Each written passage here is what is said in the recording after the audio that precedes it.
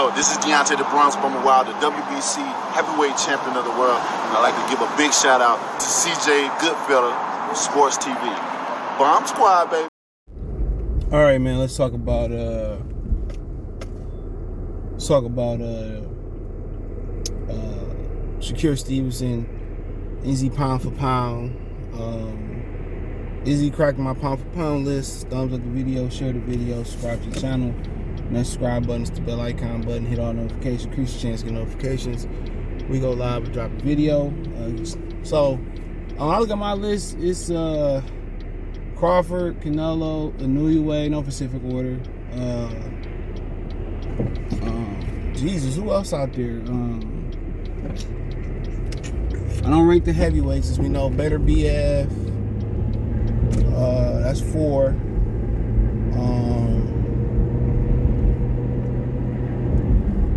Yeah, that's 4. So my list ain't that deep. Fulton is on my list. That's 5. That's 5. Errol Spence on my list. 6. No specific order. That's 6. So I'm just eyeballing. Camboso ain't on my list. He beat Devin. He can be on there. Jermell Charlo, that's 7. He on my list. So that's 7 fighters right then and there. Mayor Navete, he made my list. 8.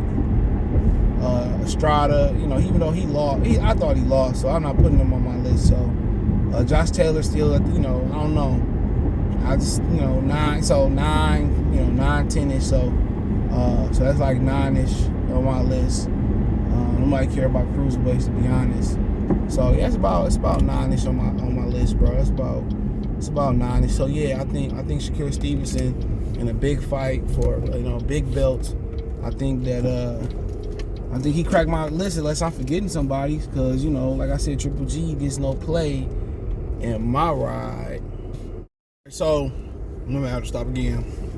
No more stopping until I get to the crib. So, like I said before with Stevenson and stuff, but it's gonna be interesting.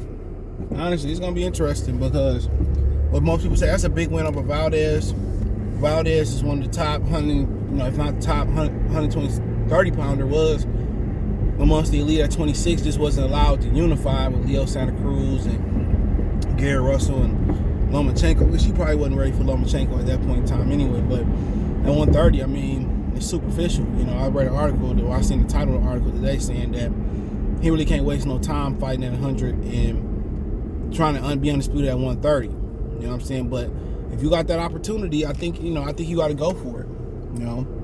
Especially if you can go, unify with Kenichi Aguawa for the IBF, and they can move up Mayor Navete and try to, get the Hector Luis Garcia and Roger Gutierrez winner for the WBA since Colbert fell off. And Colbert lost, that kind of, even though PBC was never going to put Colbert in there with Shakur, when Colbert lost, that messed up a big super fight in the future. And I think they more likely probably would have fought at 35 or 40 if they would have made it that far. So that was his money fight at 130, even though I don't think Al Haymon would have made it, but he lost. Shakur lost. Colbert lost. So yeah, I think he's somewhere 9 or 10 in my thing. And a lot of people say, well, should we drop Josh Taylor off? He had a bad performance, but you can't take away that he done fought. He probably got the best resume on the pound for pound list, not named Canelo Alvarez. A lot of wins. You know what I'm saying? Fighting at home is always critical. To stay focused. Jaime just fought at home. He barely made weight. So, like I said before, when you fighting at home, training at home, a lot of times that's never a recipe for success. Catterall did good. He did better than people expected. That's always going to be magnified. I think I had Catterall possibly winning by like 1 or 2 points. So yeah, I probably had him winning by 1 or 2 points or something like that. So, or I had it a draw, I can't remember, but it was a close fight. Like I said before, who knows? Catterall might go on and unify the 140-pound division. He might go out there and get sparked out his next damn fight. He got a bunch of fights. He got damn near double the fights that Josh Taylor got. I'm not making no excuses, but they say you're only as good as your last fight. So, shit, if you go out there and you knock out motherfucking Ali, or just, hypothetical, and you have a close fight with, Tommy Morrison, do it really take away from what you did from Ali? No. Pound for pound ain't, what have you done lately per se? That's not the biggest thing about it. Really, it was created to put shine on the smaller weight class, and it's how you moving up and how you moving through divisions, or how you conquering your divisions. And I think Taylor's done enough to remain barely on that pound for pound list. And I'd be saying the same thing had Oscar Valdez found a way versus Shakur Stevenson. Had he found a way versus Shakur Stevenson, a lot of people probably would have put him in the top 7 in their pound for pound list. So I mean, it is what it is. Like I said, mine's good. Canelo Crawford, Spence, Jermell Charlo, Josh Taylor, Inoue, Stephen Fulton. Like I said before, Josh Taylor, Shakur Stevenson, Errol Spence. Well, I didn't say Errol Spence already. Those, Arthur Beterbiev, my bad. I said Spence. Arthur Beterbiev is my 10. And guess what? That's my 10. It's a mythical, subjective, opinionated, whatever you want to call a list.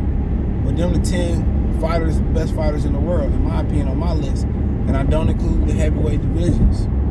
I hate when people rank heavyweight. Even if Usyk move up there, there's nowhere else to fucking move.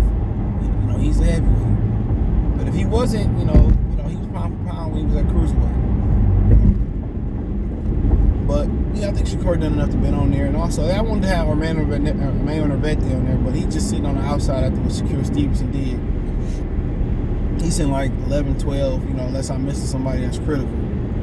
So Strada, I felt like he ain't really beat Chocolatito. So I mean, I had to take him off the list. But like I said before, these my list, you know what I'm saying? And so I think Shakur done enough. Big win, unified champion, title winner in 2 different weight classes before 25. Teofimo Lopez was on my list until he lost. He said, I won, you lost, give me my money. He said, oh, you what? I lost, man. Smoky, yeah, so, yeah, that's just my opinion on it, man. But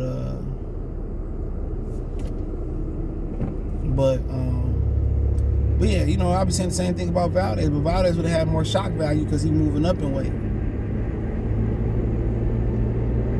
He moving up in weight, so it is what it is. But I think Shakur Stevenson had done enough to be on there. And like I said, the list, most people might not put Fulton on the list. Most people might not put, Beterbiev on the list. But, this is my list. Press 1 if you agree with my list. 2 if you don't agree with my list. 3 if you don't give a fuck. But matter of fact, don't type if you don't give a fuck. Some people know that inside joke, man. But I'm dead tired today, man. I've been up all morning, man. But yeah, man, with Shakur, yeah, he on mine, bro. He like 9 or 10. I had to really sit down and think, but he one of the 10 best fighters in the world right now. As he move up and weight and face bigger and bigger guys and stiffer competition, he might be even greater, or maybe he won't be, but I think he will be. And like I said, him and Lomachenko might be looming. You never know. So we have to literally wait and see. But he definitely one of the ones that go crazy. Floyd didn't show up at the fight, but he showed up at the come on, man. These motherfuckers can't drive, bro. Like, what are you doing? You in 2 lanes. Oh, a woman. Oh my God, bro. People in Michigan and women cannot drive, bro. You be looking dumb. Like, take that big ass Durango and get you a Honda Corolla or some shit, Toyota Corolla or some stuff. Sorry, my miniature road rage, which I don't get road rage a lot. But, yeah, he one of the 10 best fighters in the world. And she one of the 10 worst drivers in the fucking world. Boy. But yeah, he one of the 10 best fighters in the world, man. And yeah, he gonna be on my list. And ain't just because I like the guy. And like I said, if Valdez would have won, he would have had to give my credit. He would have been on my list. Now, a lot of Mexicans was mad, of course. A lot of brothers mad with Fondor. We're talking about Fondor might have had some shit in his glove. So be it. He addressed it. He addressed why he had one glove on after the fight and didn't take the other glove off.